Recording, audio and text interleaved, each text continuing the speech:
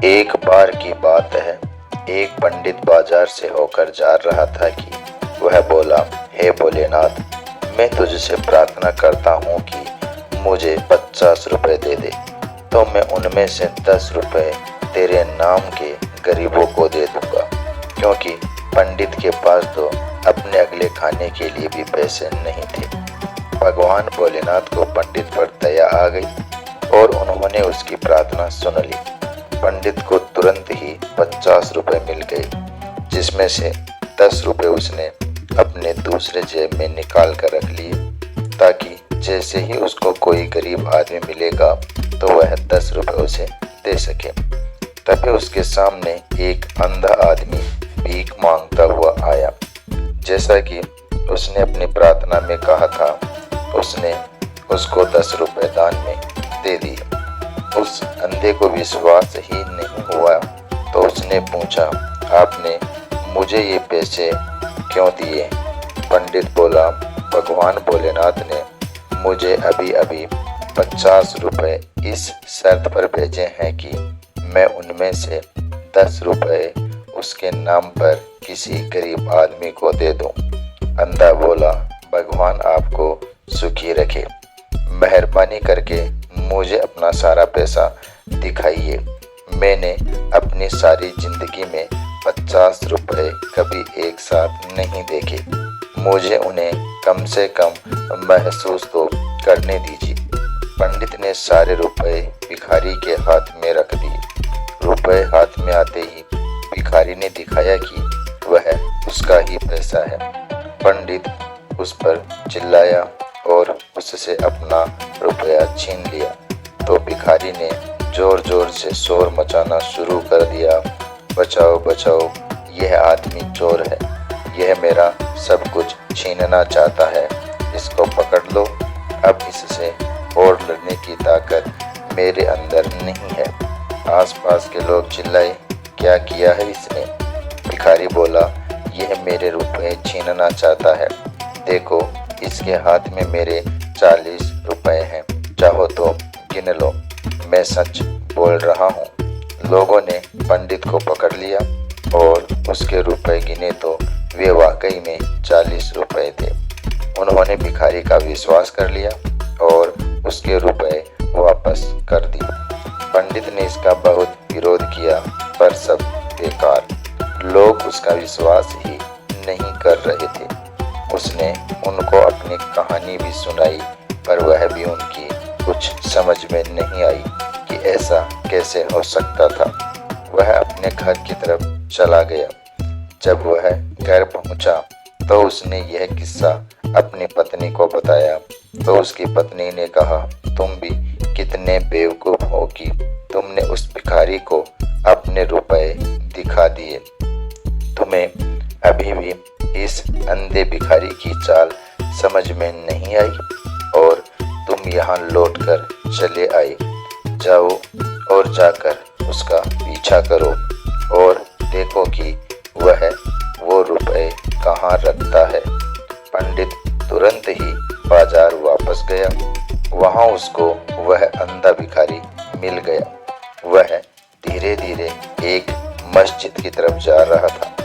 मस्जिद के अंदर पहुंचकर वह वहां एक जगह पर बैठ गया। कुछ देर बाद उसने चारों तरफ देखकर कहा, यहाँ तो कोई नहीं है। फिर भी यह यकीन करने के लिए कि वहाँ कोई नहीं है, उसने अपनी डंडी को अपने चारों तरफ मारा और फिर बोला, हाँ, यहाँ कोई नहीं है, यह जगह सुरक्षित है। फिर वह मस्जिद के एक कोने में गया। वहां पहुंचकर उसने फर्श से थोड़ी सी मिट्टी हटाई और पंडित से लिए हुए 50 रुपए नीचे रखे हुए एक मिट्टी के बर्तन में रख दिए, जो उसने वहां छिपा रखा था। फिर वह बोला, अल्लाह का लाख लाख शुक्र है, सुबह मेरे पास केवल 950 रुपए ही थे, पर अब मेरे पास 1000 रुपए हैं। अल्लाह का बहुत बहुत शुक्रिया। जब पंडित ने भिखारी के ये शब्द सुने तो वह बहुत खुश हुआ। रुपए छुपा करके भिखारी मस्जिद के बाहर निकला तो पंडित मस्जिद के अंदर गया। वहां से वह मिट्टी का बर्तन निकाला और उसे अपने घर ले गया। जब वह घर पहुंचा तो उसकी पत्नी ने उसकी बहुत तारीफ की और उसको फिर से उस अंधे भिखारी के पीछे जाने के लिए कहा कि जाओ और देख कर आओ कि वह अब आगे क्या करता है। पंडित फिर चला गया। पंडित सारा दिन उस भिखारी के पीछे पीछे घूमता रहा। शाम को उसने खुद को फिर से मस्जिद के पास पाया। भिखारी उस दिन की तरह आज भी कुछ पैसे जो उसने उस दिन कमाए थे वहां जमा करने गया था। जब उस अंधे आदमी को पैसे वाला मिट्टी का बर्तन धरती में गड़ा हुआ नहीं मिला तो वह बहुत दुखी हुआ। वह बेचारा अपना चेहरा और छाती पीट पीट कर रोने लगा। उसने इतना शोर मचाया कि उस मस्जिद का मुल्ला उसको देखने पहुंच कि यह कौन है और क्यों रो रहा है। दुर्भाग्य से वह मुल्ला भी अंधा था पर था बहुत चालाक। मुल्ले ने भिखारी से पूछा, यहाँ तुम यह क्या कर रहे हो? सबको परेशान कर रहे हो और मस्जिद की जमीन भी खराब कर रहे हो। चले जाओ यहाँ से, तुम हमारे और हमारी मस्जिद के ऊपर पाप चढ़ाने वाले हो। यहाँ से तुम तुरंत चले जाओ वरना मैं अभी लोगों को बुला लूँगा और तुमको अपने इस व्यवहार पर पछताना पड़ेगा।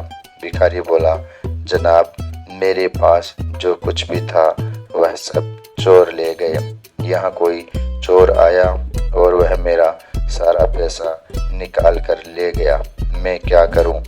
मुल्ला बोला, तुम तो बहुत ही बड़े बेवकूफ हो।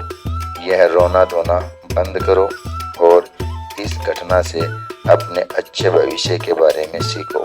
किसी ने कभी क्या यह भी सुना है कि कोई अपने 1000 रुपए एक मिट्टी के बर्तन में रखकर इस मस्जिद जैसी आम जगह पर रख दे जहां सारे दिन लोग आते जाते रहते हो। अगर तुमने भी ऐसा ही किया होता जैसा कि मैंने किया तो तुम्हारे साथ यह न हुआ होता।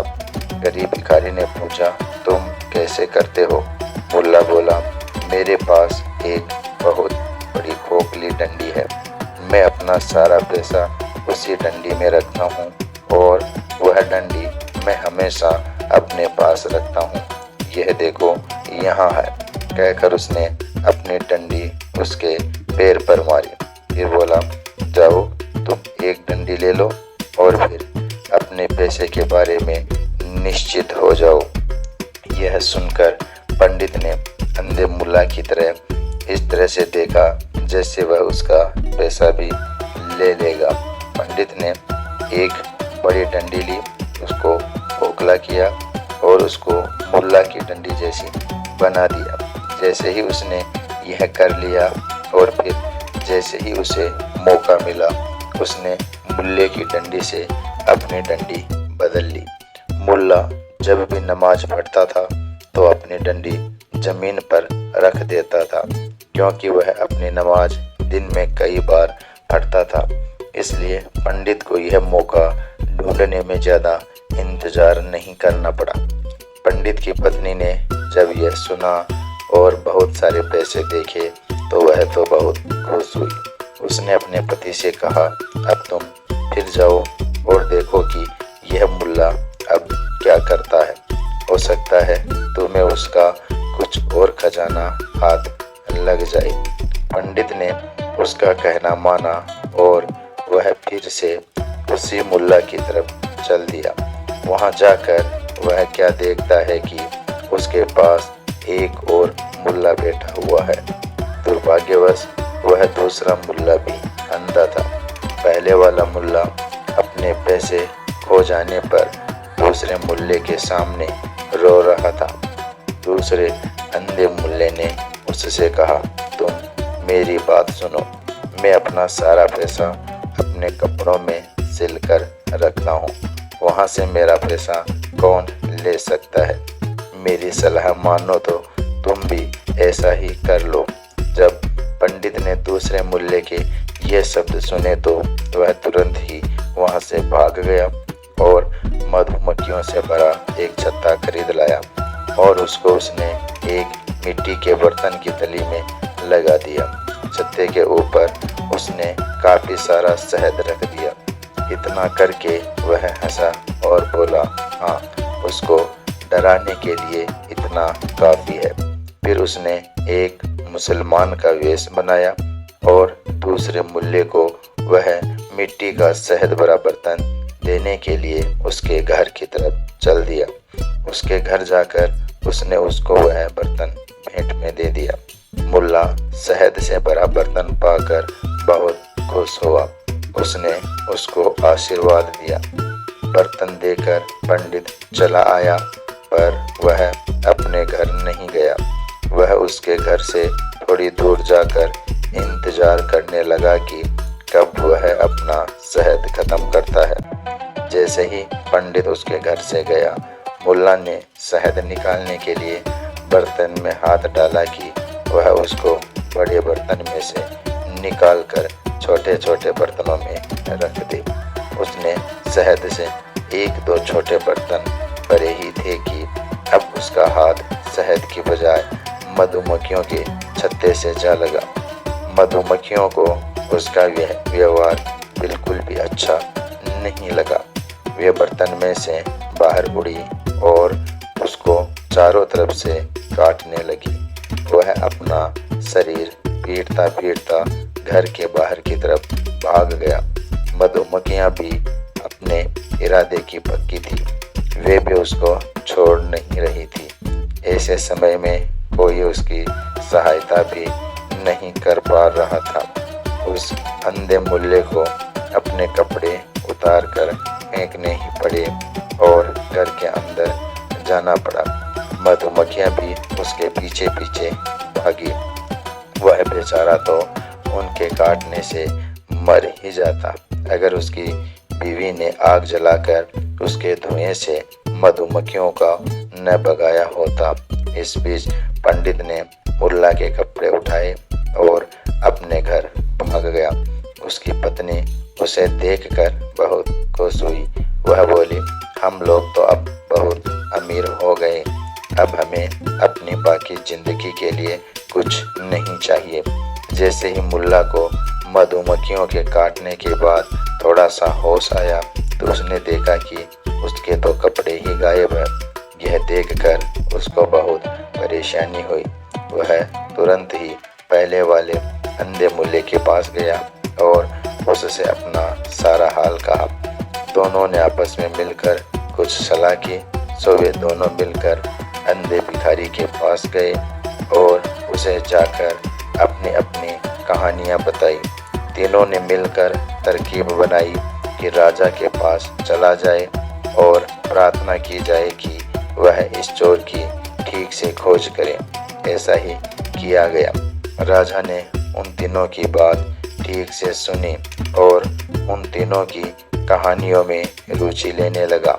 वह खुद भी यह जानने की कोशिश में लग गया कि ऐसा कौन सा आदमी था जिसने इन तीन होशियार और चतुर लोगों को धोखा दिया।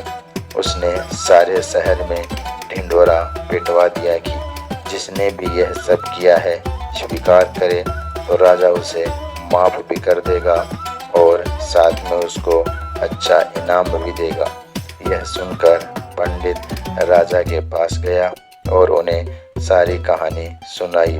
राजा बोले, शाबाश, पर यह तो बताओ कि यह सब तुमने अकेले किया या किसी और ने भी तुम्हें इस बारे में सलाह दी? पंडित बोला, मेरी पत्नी ने मुझे यह सब करने के लिए उकसाया महाराज, और मैंने यह सब किया। राजा बोले, बहुत अच्छे। उन्होंने पंडित को बहुत सारा इनाम दिया और फिर उसे वहां से वापस भेज दिया। दोस्तों, वीडियो पसंद आया हो तो लाइक और शेयर जरूर कर देना।